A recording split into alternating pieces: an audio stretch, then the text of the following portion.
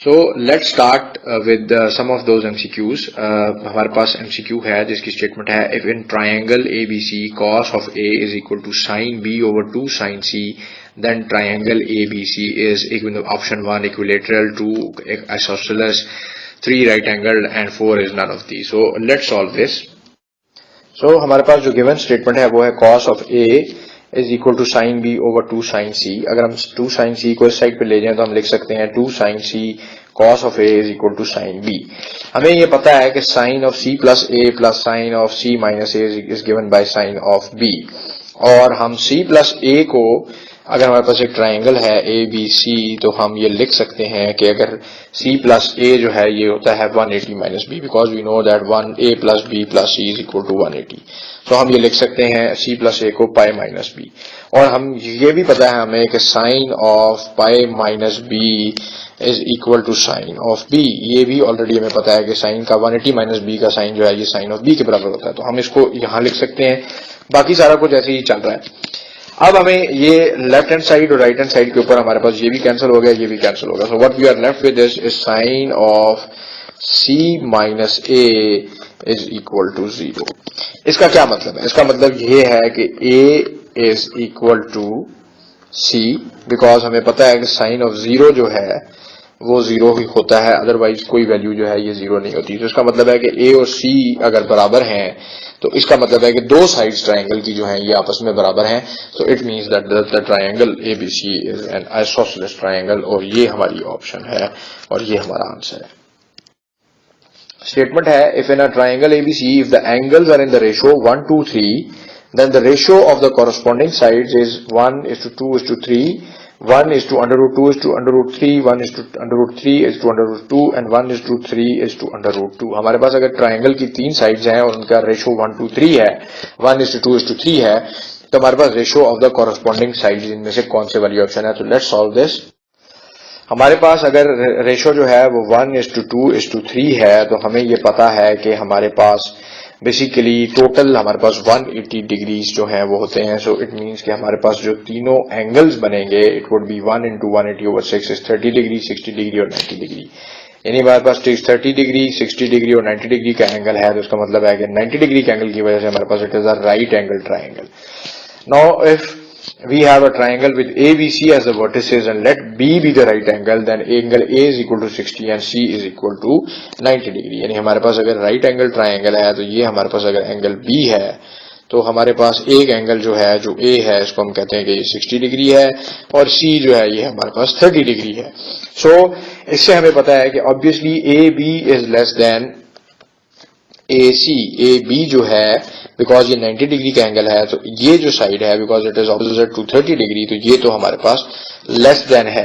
AB is the opposite side to smaller angle and CA is the hypotenuse, और ये हमारे पास hypotenuse की side है. तो हम यहाँ पे रिलेशनशिप यूज कर सकते हैं AB over BC is equal to tangent of 60 which is 1 over under root 3, and BC over CA we know this that it is equal to sin over 60, sin of 60 degree. BC over CA is equal to, वो जो हमारे पास बड़ी मशहूर property है, perpendicular over hypotenuse it is sin of 60 which is equal to under root 3 over 2. सो अगर हम इसका ratio निकालें AB over BC का तो it is 1 over 3 and BC over CA is equal to under root 3 over 2. सो हमारे पास जो combined ratio बनेगा वो बनेगा 1:3 is to under root 2, और ये हमारा जो है ये हमारा आंसर है टू दिस MCQ. स्टेटमेंट है if the vertex of a triangle is 1 1 and the midpoints of the two sides through the vertex are -1 2 and 3 2, then the centroid of the triangle is out of these four options, which one is this? तो हमने centroid of the triangle जो है वो हमने find करना है, जिसमें हमें vertex जो है वो हमें बताया है कि एक है 1 1 और midpoints of the two sides through the vertex are -1 2 and 3 2. So let's solve this. हमारे पास एक हमें वो 1 1 है और हमें बताया गया कि जी जो दो बाकी जो दो हैं उसमें जो मिड पॉइंट है of the other two sides ये इस पॉइंट बना है। तो अब हम ये वाला पॉइंट और ये वाला पॉइंट फाइंड कर सकते हैं, क्योंकि हमें मिड पॉइंट के कोऑर्डिनेट्स पता है तो हमें ये वाले पॉइंट के कोऑर्डिनेट्स भी हम निकाल सकते हैं, बिकॉज वी नो कि ये अगर हमारे पास जो है ये 1 है और ये -1 है तो इट वुड बी बेसिकली इसका हाफ जो है वो ये होगा। सो हमारे पास ये जो हमने फाइंड किए ये -3 और 3 और ये 5 और 3 वो इस तरह से किया हमने कि हमें पॉइंट ए के कोऑर्डिनेट्स पता है और हमें पॉइंट डी के कोऑर्डिनेट्स पता है, ठीक है जी। और हमें ये पता है कि अगर लेट्स से कि मेरे पास पॉइंट सी के कोऑर्डिनेट्स जो हैं वो हों x1 और x2, तो x1 plus 1 divided by 2 is equal to 3, यानी ये प्लस ये जो है ये 3 है और ये प्लस ये जो है वो ये है। तो it mean x2 plus 1 over 2 is equal to 2। तो हम इससे ये फाइंड आउट कर सकते हैं, ये बड़े आराम से हमें पता चल जाएगा कि ये 5 है और ये 3 है। सिमिलरली हमने इसके लिए भी इसको फाइंड आउट कर लिया। तो अब हमने सेंट्रॉइड ऑफ द ट्राइंगल निकालना है। तो हमें जब x1, x2 और x3 हमें पता चल गया, यानी हमें तीनों साइड्स की वर्टिसेस का पता चल गया, तो इसको हमने डिवाइड बाय 3 किया दोनों साइड्स के ऊपर, which is 1 - 3 + 5, 1 - 3 + 5 divided by 3 and 1 + 3 + 3 divided by 3 is equal to 1,73. So this is the centroid of the triangle जो कि हमने निकाला है, and this is our answer. Question is, in triangle ABC, if 1 over B plus C plus 1 over C plus A is equal to 3 over A plus B plus C, then C is equal to, out of these कौन सी वाली option है? Let's solve this.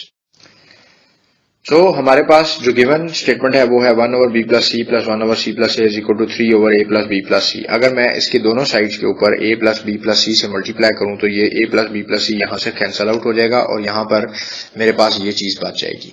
अब अगर इसको मैं multiply करूं तो I get A over B plus C एक टर्म मेरे पास बनती है और B plus C over B plus C एक टर्म बनती है। इसी तरह इसको मैं अगर इससे मल्टीप्लाई करूं तो B over C plus A मेरे पास एक टर्म बनती है और A plus C over C plus A मेरे पास एक टर्म बनती है। ये दोनों कैंसिल आउट कर देंगे तो 1 1 आ जाएगा और ये मेरे पास ये चीज रह जाएगी 1 plus A over B plus C this term, 1 plus A plus B over C which is this term is equal to 3। अब हम इसको क्रॉस मल्टीप्लाई अगर हम करें तो व्हाट वी गेट इज,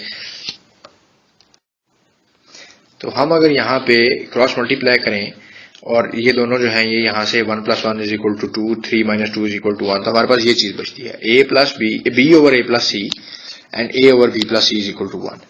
और अब अगर हम यहाँ पे एलसीएम लें दोनों साइड का तो B into B plus C plus A into A plus C और यहाँ पर A plus C into B plus C। सो हमारे पास लेफ्ट हैंड साइड पे ये चीज आ गई और राइट हैंड साइड पे ये चीज आ गई। मैं इसको अगर हम एक्सपैंड करें तो we get B² plus BC plus A² plus AC, ये मल्टीप्लाई करके और यहाँ पे हमारे पास आ गया AB plus AC plus BC plus C²। तो अब हमारे पास क्या हो गया, ये टर्म और ये टर्म कैंसिल आउट होगी, ये टर्म और ये टर्म कैंसिल आउट होगी। So what we are left with is A² plus B², C² को हम यहाँ ले गए तो -C² is equal to AB।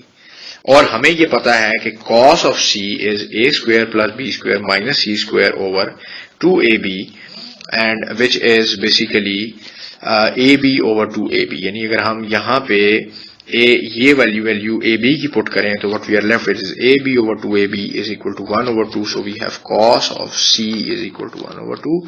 सो हमें पता है कि 60 डिग्री का जो cos होता है वो 1/2 होता है। सो हमें पता है कि यहाँ से जो C की वैल्यू है वो 60 डिग्री होगी और यही हमारा आंसर है। Question is, if sin of x plus sin square of x is equal to 1, then value of cos square x plus cos 4 of x is equal to, इसमें से कौन सी वैल्यू है? Let's solve this. So हमारे पास जो given हमारे पास जो statement है which is sin of x plus sin square of x is equal to 1, ये हमारे पास जो है गिवन स्टेटमेंट है। इसको अब हम जो है वो सॉल्व करते हैं। हमें पता है कि sin square of x is equal to 1 minus sine x. अगर हम साइन एक्स को दूसरी तरफ ले जाएं तो we can write this as this. हमें ये पता है कि cos square of x plus sine square of x is equal to 1।